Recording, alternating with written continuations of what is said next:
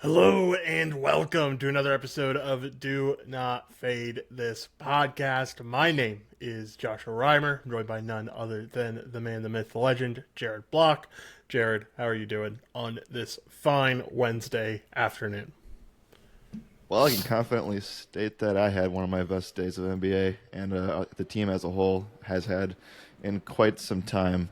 I think we finally broke out of the rough patch we were dealing with, so felt really good. We both hit our top two plays on the slate, and I believe we also cashed the podcast play too. So, riding high on all cylinders. We did not We cash did the not. podcast. What did we Collins lose by? came one short of his Oh, that's PRA. right. I He kind of needed checked out in that game. 15. We got 14. It's all right though. I think everything else went to plan, right? Like Dylan Brooks had an amazing night. Bobby Portis had like an amazing night. Your Donovan Kling call was amazing. The Shea under worked out really well. And yeah, all around. Like I think a lot of stuff that we talked about on the podcast too. Like we talked about Sar a lot on the podcast. He didn't make a lot Yep. of big board stuff. He didn't make really anything else except for us talking about him on the show. And that went really, really well last night. He was one of the best performers of the day. So yeah, lots of good stuff throughout the podcast, through the member side as well. Excited about the good day, and hopefully it's a turnaround point for what January basketball has been to us, because it's been pretty rough. It's been pretty rough Yep. out here, without a doubt. All right, Jared, if you're ready, I'm ready. Let's crack into this 9 game slate that we have today and start talking about injuries. Yep. So initially, to start, the bigger question marks on the slate are going to be Cooper Flag and the later part of the slate. Yusuf Nurkic was a downgrade illness tag. Josh Hart's questionable. We also have a couple of guys from the Knicks sitting in Miles McBride and Mitchell Robinson. From there, RJ Barrett and the Raptors continue to get healthier, so that's going to be a difficult situation to maneuver. Colin Murray Boyles is questionable for that one. Also, another Mav, Clay Thompson's questionable on top of the other guys that are missing. Steph Curry, Norman Powell are probable. Davion Mitchell's on the doubtful side for Miami. We also know Tyler Hero's still out. From there, a lot of just pre-existing injury stuff, right? Like we're still dealing with a bunch of Memphis stuff. Chris Dobson, Reese Shea continue to sit for Atlanta. Franz Wagner continues to sit for Orlando. I guess one thing I didn't mention that broke earlier today was that Nemias Queta is going to sit for Boston in a really big pace up spot for them. So we did see it wasn't Luca Garza, it was actually Williams who stepped in as the closing center for that one. We'll talk about that from a minute's perspective, but still kind of a weird situation there. And I think that we're all kind of caught up. A lot of pre-existing stuff. Yeah, a lot of pre-existing stuff, like you said. A few questionable tags here and there, but not too much, at least for a 9 game slate. All right, man. If you're ready, I'm ready. Let's crack into this thing and start talking about some top implied team totals here. Let's do it. All right, top implied team total belongs to the Golden State Warriors as they take on the Utah Jazz. They are 124.25 implied total here, 9.5 point favorites. Over unders at 241.5. We talk about it all the time. Utah Jazz struggles a lot from above the break threes, and the king of above the break threes gets to play against them tonight in Steph Curry. I don't know the historics off the top of my head, but I feel like, yeah, Steph's kind of been middling here. Like, he definitely hasn't been perfect in Utah like you'd expect, though he has had 3 straight games with 30 plus points against them. Yeah, give me your thoughts on the Warriors. What do you like? What do you not like? Yeah, the Steph 3 line's going to be juiced to oblivion, so hopefully I posted it this morning as something that I was looking at. But, I think it's like at this point, either you're taking it in an SGP that's altered to like 3, or you're just playing it for 6 and hoping that he goes nuclear. And that's kind of where at least I would start the conversation. Recently, he has hit. Yeah, I mean, we saw him hit 8 against Dallas. We saw him hit 6 against the Kings earlier in the month. 5 against Miami in a pace-up spot. Yeah, there are ups and downs to that, and I do think that, you know, the Warriors have just been all over the place recently. So a lot of stuff is really middling here. But like you said, and he hit 6 against Utah earlier in the month as well. So I think you kind of just believe in that, and it is a very, very high line, and it is very high because it's the best matchup for 3 pointers. Yep, for sure. No doubt about it. Anything else you want to touch on here? If not, we'll move to the next team. Yeah, would you at least entertain the idea of maybe going with a Moody three? Is there maybe like a potential Buddy Hield play out of nowhere? D'Anthony Melton, maybe? I like the Moses Moody play quite a bit. Moody, when you put his corner threes and his above the break threes together, they almost equal what Steph's doing from above the break. I think it's 3.5 3-pointers made from above the Okay. break and corner for Moody over the last 7 games. And for Steph, if you combine both of them, it's like, I don't know, it's somewhere in the four range. It's like low fours. So they're very similar with their 3-point shooting recently. And Yeah. actually, like, Moody gets the better DVP matchup. We've seen this Utah team step up against point guards recently. They've been a lot better against the position recently, at least. They have not been good against the small forward position, whereas Moody is playing now due to Butler being out and everything. So I like the Moses Moody play quite a bit. I actually think it's hard to say because he's Steph Curry. He takes a lot of threes. It's a great 3-pointer spot. But like, I like Moody more today than I like Steph, I think. We talked about this a little bit in hesitation with James Harden last night. James Harden finished with 16 points, hit three threes. That game was a little disappointing all the way around in general. So I don't know. I think you can lean into the Steph stuff. I do like your take on Moody. Yep, for sure. All right, let's move on to this next team, Jared, which is going to be the Cleveland Cavaliers as they take on the Lakers. They have a 119.5 implied team total here. They're 3.5-point favorites. Over-unders at 235.5. Nationally televised game. LeBron returning to Cleveland always tends to draw the national media towards this game as a whole. So excited to see that. But we're talking about the Cleveland side right now. What are your thoughts on the Cavs here? Yeah, this one is a really fun. This is easily my favorite game of the night, and it was my favorite to cover when looking and doing the research process today. You do get a situation where, it's not necessarily like a huge pace situation, but it's more of the fact that I do think that there's a lot that opens up when you're talking about a Cleveland team that doesn't have Evan Mobley as well as Darius Garland. Now, Sam Merrill's probably going to come back. DeAndre Hunter also probable for this game, but no Mobley means that a lot of things change for this team. I do think when you're looking at zone scoring, you're looking at the Lakers giving up a lot of restricted area shots. They've been a rather, I wouldn't say poor, they're just giving up a lot of paint and restricted area field goals recently. That unfortunately sucks because Evan Mobley would have smashed in that regard today, but Jared Allen can do well in that zone. I think the main conversation, though, which might not line up 100% on paper, but it does grade out and check a lot of boxes in other places, is the spot just kind of, to me, screams Donovan Mitchell's going to go wild again. The Lakers have allowed the seventh most points to the point guard position. They've been a little bit better against wings. You can kind of attest to that, but it does feel like it is a Donovan Mitchell day when you're factoring that Evan Mobley's not playing. Yeah, and I think Mitchell's kind of playing the point guard anyway without Garland. So, like, you can say he's sliding into that point guard spot. If you look at it that way, then, like, Mitchell gets the best DVP matchup out of anyone. With Garland, Mobley, and Max Strus all off the floor, Donovan Mitchell averages 38.9% usage rate, Jared. In games where he has had a 38% usage rate or higher, he has had 32 plus points in 7 out of 8 of those games.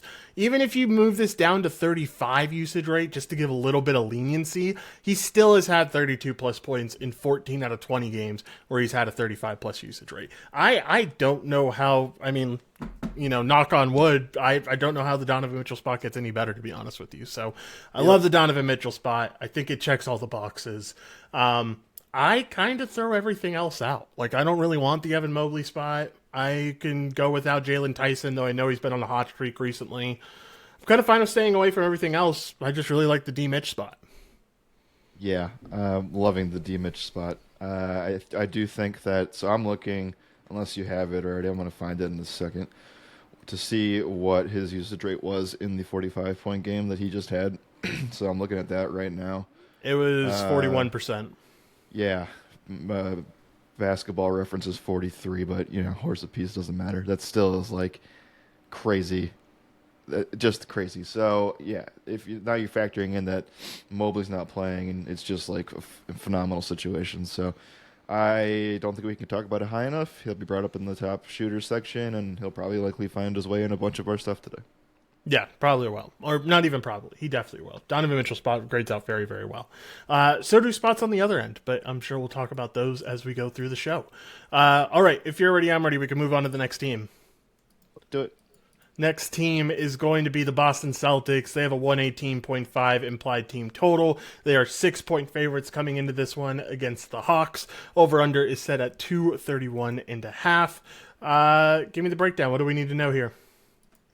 Yeah, this one. So I guess I want to make the just preface this by saying like I'm not going to be able to top the Mitchell spot in a lot of these top implied team total situations. So when it comes to like number one stacks, I think it's like very clear that it's Warriors, then Cleveland, and then you kind of have to fight for a bunch of other stuff here. And so when you're looking at Boston, they're pretty much going to always be in a pace-up spot unless they play like Brooklyn or something. So you can talk about them positively from that light.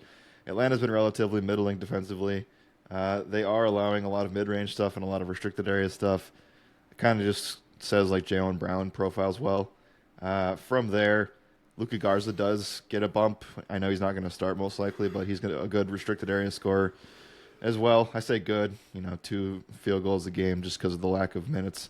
But no Keita, as mentioned. We should see Amari Williams start in his place. So I'm kind of intrigued from that angle if you're playing him in DFS. But yeah, I think it's mainly just like this is a solid Jaylen Brown spot. I'm very curious. I did dive into Peyton Pritchard assists because Atlanta is giving up the most assists to point guards right now. It's really tough to trust either White or Peyton Pritchard from an assist angle. So give me your thoughts on that.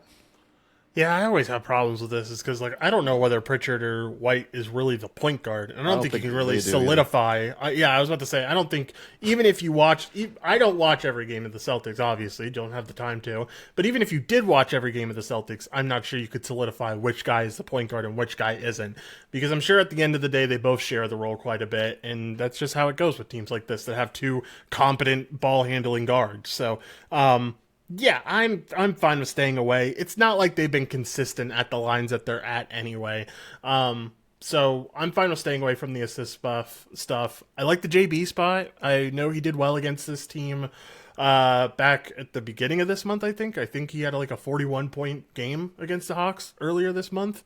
Or at least it was at some point this season. So really like that Jaylen Brown spot. The numbers don't line. Well, I guess you kind of can go back and forth, right? Like the DVP stuff lines up for Jaylen Brown really well. I would say the zone scoring probably doesn't line up all that well for him. He relies a lot on that paint, excluding the restricted area and the mid-range shots, and those are two spots that the Hawks have done pretty well against. So I don't know. I'm pretty 50-50 on the Jaylen Brown spot overall. Like you said, it's certainly not a Donovan Mitchell spot by any means. Yeah, kind of fine with everything else. I don't know what to do with the center position. I'll leave it up to you. I know you did more research around that center position than I did. Amari Williams just like came out of nowhere in that situation in the last game.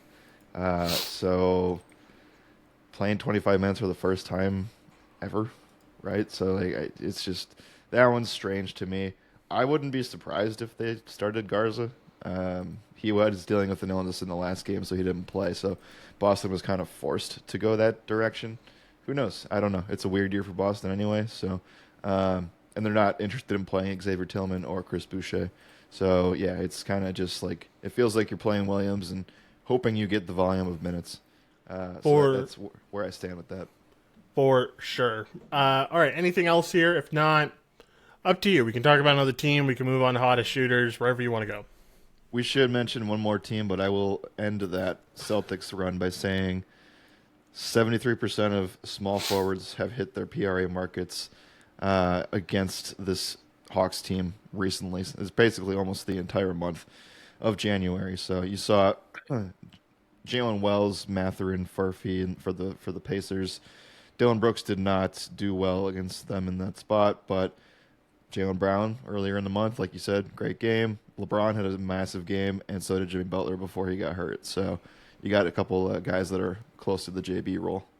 Yeah, I was about to say, those are kind of similar archetype type guys, so makes sense for Jaylen Brown for sure. All right, I'll give you your pick of the litter. All these teams are above 118, but below where the Celtics were. So you got the Timberwolves, the Bulls, and the Heat. Which one do you want to talk about?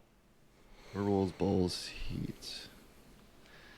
Man, That There's is, like a steep drop off after yeah, that. it So wasn't. None of those teams were like, let's. T I Wolves should have suck. just said. Don't do I T should have just Wolves. said we move on. Uh, I know the T let's Wolves spot see. is well, it's not bad, but it's not good. That's for sure. Let's at least discuss the bull spot. We got some Let's things just that we can go back and forth on. Let's discuss the Bulls here. They have a 118.25 implied team total. That puts them at the fifth highest team total of the day.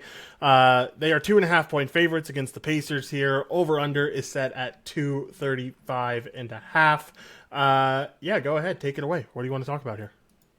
Yeah, I guess my biggest takeaway when doing this spot today was that I really wished it graded out better in my head when I finished it. It was tough to make top plays. It was tough to find everything here because one guy checks off a couple boxes, another guy checks off a couple, but then like bad things come into play, red flags come into play. So, and then we have this Giddey spot where I still don't know if he plays 30 minutes in this game. He has been ramping up, so it's good to see from that angle. But yeah, a lot of weird stuff here. So you want guys that can score in the mid range, the paint, and the restricted area. They're not Pacers haven't been giving up a lot of threes this year. They've been focused on just from bad center play. They've just graded out poorly from allowing a lot of zones near the basket. And so from that angle, like I think Vooch ranks well enough to be included as one of the top scoring profiling guys in this offense. I wish that one of the guards were missing so that we could talk about Dosunmu because he is one of the better restricted area scorers on this team. Bucelis, same kind of conversation. And I wish that Kobe White took more field goals and drove a little bit more. We're seeing him score in the 20s pretty religiously here, even with Giddey coming back. The problem is that he just takes a lot of threes, and I just don't know if that's kind of where, like, yeah, the scoring's been good and the DVP is really good. You want a point guard in this matchup, but who do you trust? Yeah, my initial thoughts were to go to this Vucevic spot because I know he's a good paint scorer overall, restricted area and non-restricted area paint scoring. Know he at least factors into the mid-range game. And then I looked at the historics, and they don't look that pretty. Yep. He had 8 points against this Indy team back in when was it? I just looked at it. December 5th. Then he had 60. He got a bump in usage to 23%, and still only had 16 points against Indy. That just feels like you said exactly, where it's like not all the boxes end up getting checked there. And then you just have question marks after that, right? Like you don't know whether you really want to go to this Giddey spot, though it looks really good on paper. It's just hard to rely on a guy that's dealing with injury stuff. I'd feel at least somewhat more confident if they announced him in the starting lineup today instead of bench starting him. If they put him on the bench again, I'd be purely off of it. They put him in the starting lineup. I feel confident that he's getting closer to that 30 mark. He's ramping up slowly, so like I think he's close to being there. Yeah, it would kind of just be Giddey or Vooch or nothing at all. I don't really want Kobe White, like you said. None of the other guys scream out in this spot. So, yeah, it's Giddey or Vooch, and honestly, I'd be fine with not picking either of them too. Like I think it's if you bet on the Bulls, you're betting on these two in alt markets. If you don't want to bet on the Bulls, you don't have to today. Yeah, that's my key takeaway is I think we just stay away from the spot and let it play out. For sure. All right. Anything else? If not, let's get over to hottest shooters, Jared. The only thing I will end with is that like if you so this game starts at 7 and there are no games before it. So if we got the news that Giddey was starting, I'd assume they would lift some of that minutes restriction to get him closer to 30. So that would be the game sealer for me. Like you could start to say he's in play from that angle. Yeah, can certainly get behind that. All right. Let's go over to hottest shooters. I'll let you kick it off. Where do you want to go? Yeah, you could go to either guy in this game, but I'll start with Mitchell. I think that's a no-brainer. We kind of covered the spot already, but 33-plus points in 3 straight games. The minutes are out of control here, like playing over 34 minutes in all of like these recent games. 50-plus fantasy points in 3 straight games as well. Some of the peripherals are encouraging too, like he's actually getting peripheral stats and not just scoring. So, yeah, Donovan Mitchell's one of the hottest scorers in the game right now. Yeah, can certainly get behind that. I don't know if this spot lines up from a DVP perspective, but I do really like what Bam has been putting together recently. We've seen 4 straight games where he's had 20 plus points. We've seen 4 straight games where he's had 30 plus PRA. He won Eastern Conference Player of the Week last week because he really has been on quite the roll recently. Yeah, I just like his overall upside. I know Orlando's really good against the center position, so this might not come into play at the end of the day when it's all said and done. But he's kind of just been taking more of a role with Tyler Hero and Davion Mitchell out. Both of them should be missing today. Norman Powell's probably back, so maybe that's a little bit of a hit towards him. But I think the Bam spot's really good. So, or I think Bam's been consistent recently, and that's what you can give him his flowers for today. On this road stretch, this is now the 5th road game for LA. Does it end here, or do they have more? No, I think No. they have like a super. I think it's like an 8 game road stretch if I remember Wow. correctly. Anyway, in the 4 games that they've had on this road trip, Luca has played 35 minutes in all of them. He has scored 32 plus points in all of them. He just came off that 46 in one of the toughest matchups imaginable, 60 plus fantasy points in all 4. I say that, and then I say this is like a mirror spot when it comes to he didn't line up well against Chicago. That didn't matter. He's not going to line up that great against Cleveland outside of the 3 point spot, which is very good. But DVP says stay away from point guards against Cleveland. So I don't care. I think you're just playing both of the stars here. Yeah, like you said, it's kind of like the DVP spot for Chicago, right? Where like we were kind of leaning off of him because of that DVP spot, but Yeah. then you got to remember that sometimes Luka's going to be Luka, and he's kind of unguardable, and like truly, I don't see a way Cleveland really throws a good defender at him. Like I'm not scared of Donovan.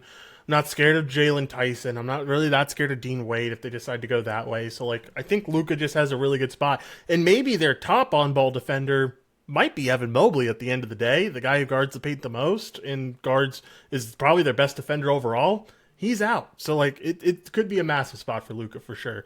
And yes, I was right. Lakers are on an 8 game road stretch. They go to Wizards, and they go to the Knicks, and then they go to the Nets. And then they travel back home, all the way from New York to go back home to face 76ers. So, fun stuff there.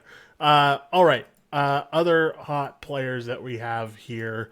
I didn't have anyone else lined up. Who else do you have, Jared?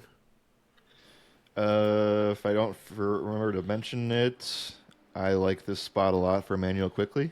He has scored 16 plus points in 9 of the last 10, and while that might not sound like elite of the elite, it's still something to monitor. RJ Barrett's coming back, obviously, but Quickly is the most equipped to handle what the Knicks are going to throw at him today. It's a revenge narrative as well in Toronto, so not as big, but still against his former team. The biggest way you attack the Knicks right now is from above the break, and he is the best equipped to do that. For sure. All right, you got anything else? If not, we will move right along to round table. I can just go right into this because he matches both.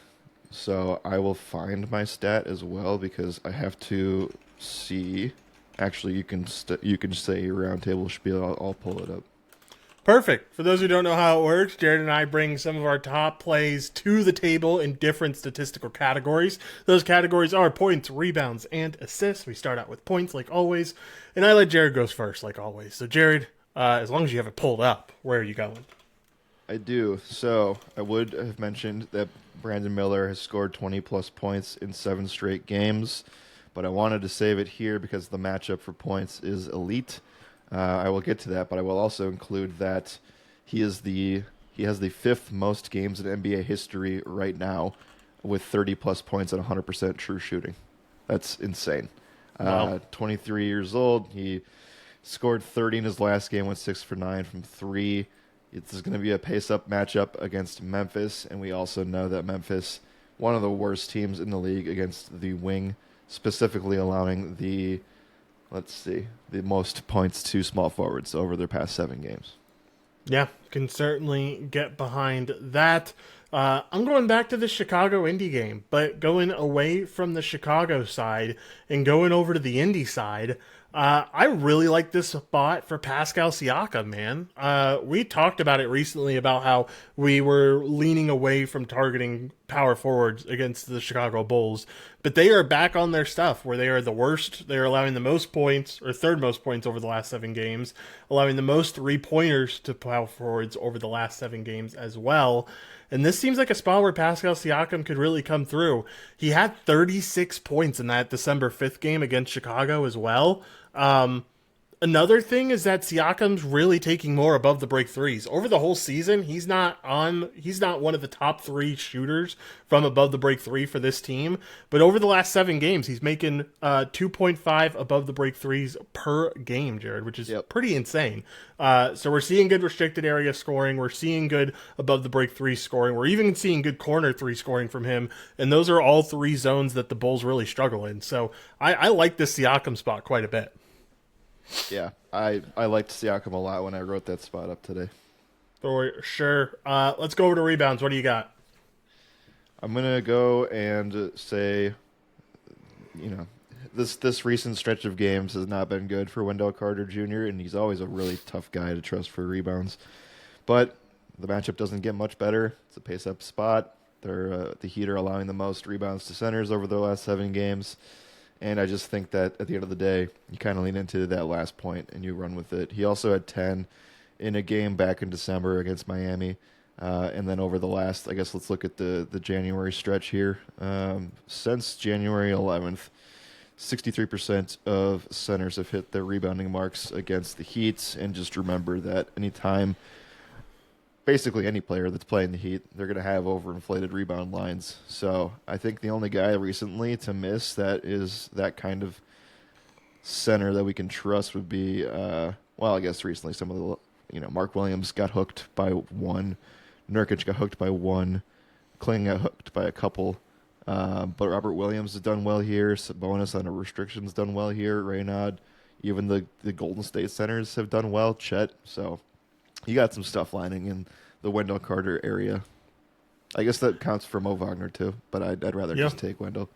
Yeah, for sure. Can certainly get behind that. The spot that I like here for rebounds is Rudy Gobert. I said it earlier in the show when we were briefly talking about the Timberwolves, how there's not much interesting from this Timberwolves-Dallas game. We're waiting for Mavericks injuries, obviously, with Cooper Flagg and other guys, and this Minnesota side's not all that interesting. The one spot that is going to be good to us, though, hopefully, is this center spot for both Rudy Gobert and Naz Reid, but this is purely focusing on Gobert. Gobert has had 12-plus rebounds in 7 out of the last 10 games. I mean, that's crazy. That's crazy consistent for any big man. I know Rudy Gobert is known as a rebounder and everything, but that's still really solid. He had 17 rebounds against the Warriors. He's had 10-plus rebounds in 9 out of the last 10 games, too, just to add on top of everything.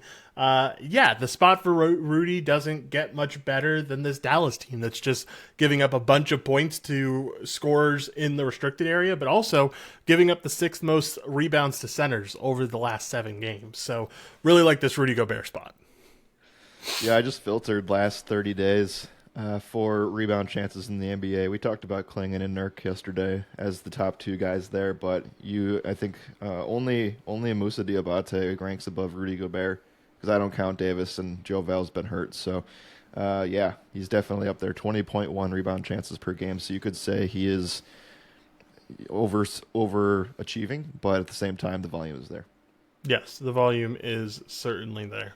All right, assist. Where do you want to go? I'm going to go to Şengün, because I think that we're not going to talk about this game for the rest of the show. It's a rock fight, and it's going to be a great game to watch. That has to be national TV, right? I think so. With that said, the Spurs have allowed the most assists to centers on the year, as well as that last 7-day thing. And we know that they also do a really good job of forcing point guards to not dish out assists. They've actually allowed the 6th fewest to the position for point guards over the entire year, first over their last 7 games. So it's a considerate effort. And we also just found out today, should have included this on the injuries, but Steven Adams' season is over. He had season-ending surgery. So that will force Houston, they will force their hand a little bit on what they want to do with their starting lineup. And I know that won't necessarily, it just gives them the ability to not be able to play big. So, or as big as they want to, at least. And Şengün, I think, is obviously one of the best passing centers in the game. He also has had 2 games this year against the Spurs. He has had 8 and 9 assists, and his market is at 6.5 today. Yeah, can certainly get behind that. Yeah, kind of looking for an assist spot that I like. Don't have many. I will go to this assist spot for. We'll just go with Luka here. Look, I think that while we are excited about the Luka spot, something else that has been really consistent about his game, at least over the traveling road stretch that they've been on, has been the assist, along with the scoring that he's had recently. He's had 10 plus assists in 3 out of these 4 road games so far. We have seen his passing increase, it feels like. And in the off chance that he doesn't end up doing well, I could certainly see them deferring a little bit to LeBron in his hometown, have LeBron have a really good game here. So wouldn't be shocked if you see Luka assists go up in that regard. Along with the consistency, I like the Luka assist play overall. I'll do some homework here for a second. Go for it. When did Luka get traded? That was 25, right? I know we're coming up on January 25. Yeah, Luka trade Mavericks. So that kind of disregards my argument. So I was gonna say there was a game in February where Luka dished out 14 assists against Cleveland at Cleveland, but unfortunately, I don't think he was on the Lakers for that.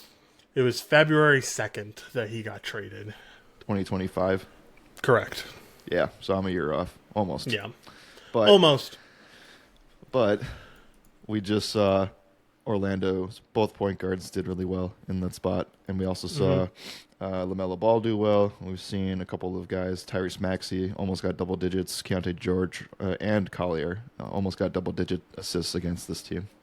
For sure. All right. Anything else here, Jared? If not, we'll move right along. Nothing. Just like, do they make it considerate? Does it really matter in the grand scheme of things to where like they put a significant more approach on Luka trying to get LeBron to score in this game?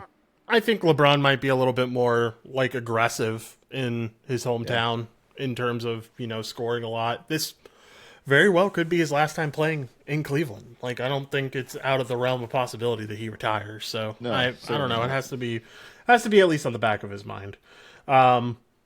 Okay, if you're ready, I'm ready. We'll head over to Two Minds Are Better Than One. Let's do it. For those who don't know how it works, Jared and I will go back and forth, each of us selecting 2 player props each. We throw those into a parlay with our goal of the collective parlay to have odds around plus 100 to plus 150. We play it over on DraftKings Sportsbook. You can play it wherever you want. We fell short last night. John Collins, I was really hoping, because I don't stay up for those late night games. Too late for me. But I was up around halftime, and I saw that I think he only had 6 points at halftime, and I was like, he just needs to turn it on a little bit, and just didn't end up getting there at the end of the day. So hopefully everyone does their job today. Jared, I'll let you go first. Where do you want to go? Yeah, I want to stress again that I think Brandon Miller is one of my favorite plays on the day, and I think that we have enough here to where you can really feel confident in that, especially in a altered parlay situation. Didn't mention earlier, though, that we've seen some small forwards of all sizes have smashed against the Grizzlies. Durant just went for 43 PRA. Sadiq Bey had a 44 PRA game. Even Danny Wolf got there. Aaron Wiggins. Everybody has been smashing the Grizzlies from a small forward perspective right now. So I'm cool to do whatever. Looks like a baseline is 20 is probably super juiced, but I'm game for whatever. Oh, you said Brandon. I wasn't even looking. Did you say points or overall? PRA. PRA. Let's go with, tough spot. You have to get 25 at minus 283 or 20 at minus 970.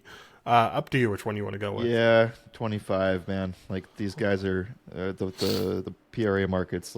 The average is over 3 in terms of their baselines. So I'm cool with 25. Let's go with 25. I will go with Jaylen Brown for 35 plus PRA. We talked about liking the JB spot a lot. I don't have any complaints about it. Let's go with Jaylen Brown. Okay. We will go. We'll go and play Pascal Siakam. I'm just trying to find out what I really want. I think I'm cool if we could do just points. I'm fine with that. Yeah. He's had 24 and 36 against the Chicago Bulls this year. 24 and 36. Let's go. Want to go with 20 plus here? Yeah, we could do that. Let's go with 20 plus here. I'm going to. What do I have the JB spot at? 35? No, I guess we'll just stick where we are with stuff. Okay, and then I'll go with the other guy that we really liked on the show, which was Donovan Mitchell for 35 plus PRA. We're going superstar heavy today, but I mean, Yep. it kind of lines up really well for all of them. We talked about the Donovan Mitchell spot enough. I don't think we need to rave about it any more than it is. So altogether, we have Jaylen Brown for 35 plus PRA, Brandon Miller for 25 plus PRA, Donovan Mitchell for 35 plus PRA, and Pascal Siakam for 20 plus points. Altogether, gets us exactly at plus 150, Jared. Not too shabby at all. All right, final thoughts. What do you want to tell the people before we get out of here, man? You mentioned that it is a star-driven parlay, but it's also a star-driven slate, I think. Yep. And so, yes, you can certainly find edges with bench players and peripheral pieces. But I do think that today is a day that you kind of just lean into the stars and their spots because a lot of them are in really good spots today. Talked about Mitchell. The Luka one's doesn't line up, but he's just Luka in general. He has smashed the Cavs historically as well. And I just took a look at that. With that said, not too many injuries to wait for. There's some stuff in Dallas, but are you really interested in leaning into that spot? I'd say no against Minnesota. So yeah, from there, Golden State's got the best spot on the late slate. I guess I'll include Charlotte there too, even though they start at 8 Eastern time. San Antonio, Houston's a rock fight. I just looked into what Wemby has done against the Houston Rockets this year, and it has not been good. He has had a 40 fantasy point day, which in his standards is not that ideal. And then he had a 28 fantasy point day in the last meeting against Houston. That was 8 days ago. So on the flip side of that, Alperen Şengün has recorded 50 fantasy points in both games against Wemby this year. So interesting storylines there. What else? Yeah, it's a star-driven type of day today. The one team we did not talk about, I think, the entire show was New York. And they have a couple of guys down with injury, but their spot and their offense has been so bad that I don't think we could mention them in one positive light today. Yeah, for sure. Completely agree. Hard spot to get behind New York right now. And, really star-driven slate. All the way around. Luka, Donovan Mitchell, Pascal. You keep going down the list. Even the late-night slate where you have Steph and you have... I know Wemby's done poorly against this team before, but Houston's also really been struggling with centers as of recent. They've allowed the third most points to the center position. So, I know, 6 of one, half a dozen of the other, but, and then you have this Houston team where we talked a lot about Şengün, but, I also really like the KD spot, too. It is a very star-driven slate. So, lots of good spots to pick up on, and hopefully we can start a little hot streak here. Here is hoping. All right, Jared, shooting the shit. What do we got? Do we have anything to talk about today? I don't think there's much out there. Unless you want to have a little therapy session about this Giannis trade news. Yeah, so I guess I'll get into that. I never like reacting to this stuff because I think a lot of the time it's extremely overblown, and that's what we kind of got again. I don't know if you saw, but I actually trust Chris Haynes more than I trust Shams to report on the NBA. Just because anytime Shams opens his mouth, it's usually Giannis hate, is what it seems like to me as a Bucks fan. But with that said, Chris Haynes went on SiriusXM and talked to the ESPN Milwaukee team, and he said that nothing has changed on Giannis's end. That's the initial statement. Then he goes in to say, the new news is that the Bucks are willing to listen to offers now. That's what the difference is, and maybe that's because of the injury. Maybe that's because the trade deadline is 7 days away, something like that. So, wow. Yeah, the new news is that they're willing to listen to offers. So, you can say whatever you want about that. My biggest thing has always been, and you know this, and I've said it a billion times, but I don't think that there are many trades, especially if you're talking about just head-to-head, two teams involved. that make any kind of sense to where the team that gets Giannis is the weaker team on paper moving forward. And honestly, the team that gets Giannis in a two-team trade likely is worse on paper, given the depth that they'd have to give up in the picks in the future, etc. But if it gets you a title, it gets you a title, right? So that's what matters. But rarely does that ever happen, and that's why NBA trade parity is insane. With that said, 3 teams, 4 teams, that's what I think, if it happens at all, would start to look like. And I don't think it happens in the near future. I think it's more like summer, if anything.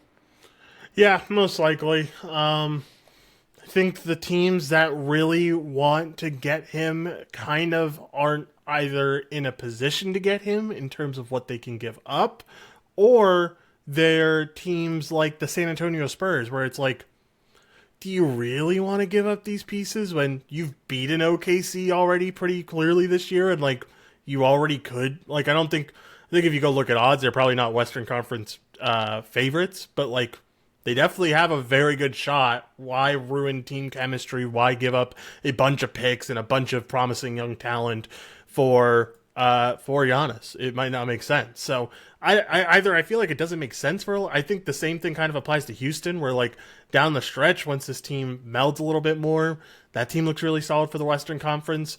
Why do you push the envelope with this Giannis trade when you're better set up for the future if you don't do it? So I don't know. The one team that I could see doing it is Detroit. Like, Detroit really needs that second guy to Cade, and Yep. I don't think Jalen Duren's the guy to do it, and I think they do have the young talent to give up. But I also know Detroit ownership's very stingy, and like they don't usually operate with those big type trades. So if they wanted to go all in, they certainly could, but I just don't see it happening. I'd really like the Lakers to do it. I just don't think they do. But I don't think they have the package to compete with some of the top dogs at the end of the day. Though Reeves is enticing, it's still tough when it's all said and done. So this guy is a Bucks. I want to make sure I get this right. He is an NBA analyst, but he definitely has Milwaukee backing to that regard. His name is Jake Weinbach. He said the team that makes the most sense and has the assets and has the relationship, it's the Portland Trailblazers. That's the team that he's pointing out. If you remember correctly, that was the team that obviously they got the Dame deal done out of nowhere. Like that. Remember when that happened? That was out of nowhere. Milwaukee was not in the trade conversation for that. They also did the Drew Holiday stuff. Giannis does like both, obviously 2 of his favorite players. And they have Milwaukee's picks. They have Milwaukee's 2028, 2030 first round pick. They also have some future assets that could, Caleb Love is there. I'm not sure that he'd be included in a deal like that, but it does tell me that Deni Avdija probably wouldn't be on the team in that regard. Portland's year is over, so like if they were to do this, I shouldn't say it's over, but like I don't think that they need a Giannis type move to compete, and they do have the draft capital as well as some intriguing pieces for sure. Yeah, I also saw something today, which I don't know. It kind of sounded like a bullshit report, to be fair, but I wouldn't. It was said that like teams that are inquiring on Giannis think that he wants to team back up with Drew Holiday too. So that's an interesting little. Like that would make sense if he went to Portland, he'd be straightly going back to Drew Holiday. But obviously that would like involve 3 team trades if he were to go somewhere else. A lot of pieces to the puzzle, to say the least. Yeah. The NBA, the worst thing that can happen for the NBA is having Giannis go to another small market team. That's a very good point. That's a very good point. I honestly think that like after the Luka trade happened last year, I think this trade deadline is going to be really tame. I think that there's not going to be a lot that happens. I'll say that, and everyone will get traded come next week. But that's my opinion of how things, especially like seeing some of the teams saying. Like, for example, like the Pelicans saying that, like, Trey Murphy and Herb Jones are untouchable pieces. Like, if that's the way that people, or if that's the way that teams are approaching the trade deadline, then not much is going to happen because pieces like those just aren't untouchable, in my opinion. But that's just me, I guess. I'm not a GM. What do I know? Yeah. The last thing with the Giannis stuff, I just looked at Kalshi, which had sharply today moved from 75% to stay with the Bucks on. Oh, it just says just says Giannis's next team. It doesn't even say when. It just says stay with Milwaukee or retire. It went from 75% to 52% today. Wow. So New York's emerged here. Miami. Those have been the two teams that New York's not going to get him. I just don't know how. How would they even do that? I will. They would have to trade. Well, so like the trade would have to involve Cat, but like I don't think Cat's is that much of an asset compared to what he was when they first got him from Minnesota. I think Cat's a pretty low level asset now. Not low level. He's obviously like an elite tier player, but like he's on the older side. He deals with injuries. He's shown that like even with a very winning team around him, he's not necessarily that guy. I don't think Cat's like the guy that gets it done. Like, I don't know, if you think of like Cat or Austin Reeves, I'd rather have I'm a Lakers fan, so it makes sense to me, but I'd rather have Austin Reeves. I feel like he's younger and he's a better overall scorer and can actually operate as the team's one. I don't feel like Cat can really do that. So I don't know. That's my opinion. Yeah, I don't know. We also signed Miles Turner to like a massive That's true. contract, and so That would be I a don't think Twins that's tower. happening. He'd have to get traded too. And I'm asking for Anunoby, Hart, and several draft picks, and they're just not going to. And again, there's your conversation. Are the Knicks better in that scenario? No, I don't think so. So, with that, I don't even know if Milwaukee's happy with Anunoby and Hart. They don't have the picks to give up anyway, so like it doesn't even matter. I'm in a spot where I would love. I've been the Giannis never leaves guy forever. The only guy, I think there's like two guys that I would want to trade for that I think are not, well, they're not available, so don't get me wrong here. I think it's like Luka's not going anywhere, and then it's Jalen Johnson. And I don't think that Atlanta would give up Jalen Johnson for what you could argue is just Giannis 10 years ago. Yeah, for sure. I was about to say the same thing, like very comparable players when it's all said and done. All right. Anything else, Jared? Anything else we need? I don't think there's anything else sports world that we need to talk about here. Yeah, that's unfortunately the case because that's my entire timeline. Looking at stuff, and it goes like, here's more Giannis stuff. Yeah. You want more of that? Here you go. Yeah. Yeah, tough times indeed for you. Hopefully we make it out. Only another week to go by. All right. You got anything else to tell members? If not, we'll get on out of here. No, I'm all good here. Sweet. Let's get out of here. Thank y'all for listening. As always, my name is Joshua Reimer, and we will see y'all tomorrow.